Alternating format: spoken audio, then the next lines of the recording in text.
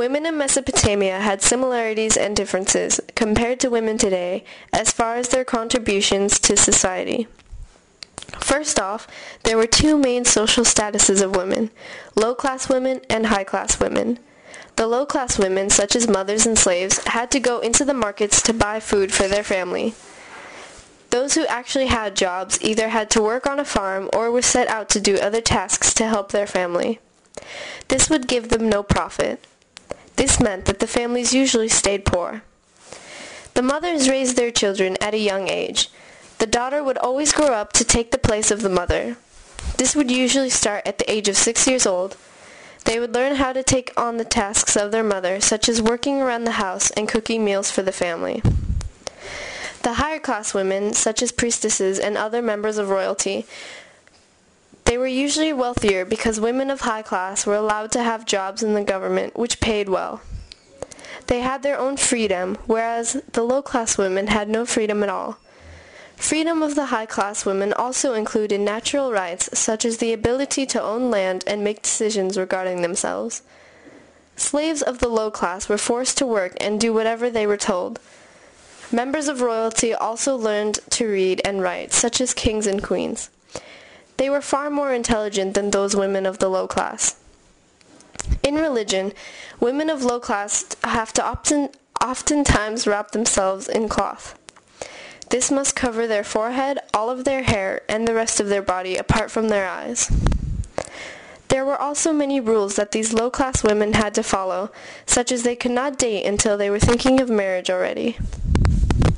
Unlike low-class women, the high-class women didn't have to follow the same rules and regulations of dress. As we mentioned before, they had a lot more freedom and better contributions to society. Since they worked in various positions of government and knew how to read and write, they could make contributions to the laws that were created for the society that they lived in. Priestesses were looked upon as a goddess.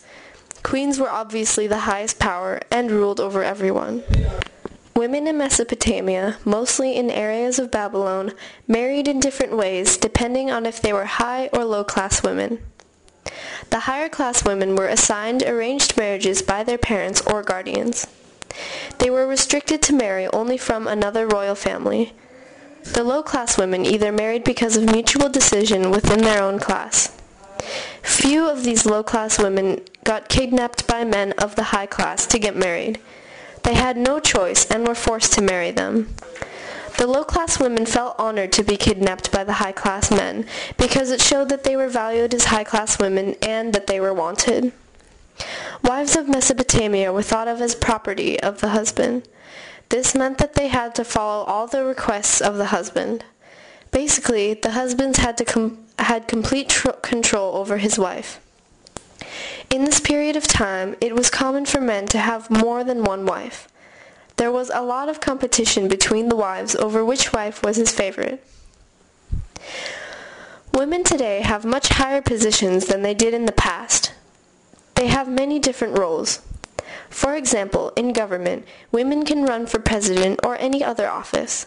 In the past, this would never be heard of. Women also aren't as seen as slaves in many parts of the world. Instead, they have higher jobs that men were thought to do in the past, such as business or different departments of the arts. In society today, you oftentimes don't find as many people that have arranged marriages. Sometimes it is still required, depending on the religion, beliefs, or culture that that person grew up in.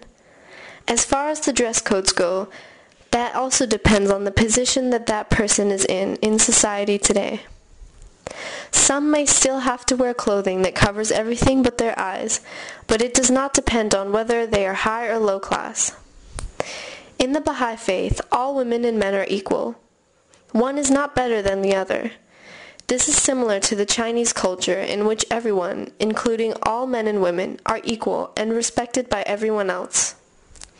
There are two kinds of Jews. Each has a choice whether or not they want to be Orthodox or just a casual Jew. Women Orthodox Jews have to cover every area of their body except for their face. They have certain laws such as not being able to be touched by a man or to be able to touch a man, with the exception of their husband. They can't do anything on Saturdays except for staying at home. During this period, they are not allowed to use electricity. On Jewish holidays, they fast. Women still take the role of motherhood today. A typical mom still cleans around the house, makes food for her family, and does yard work.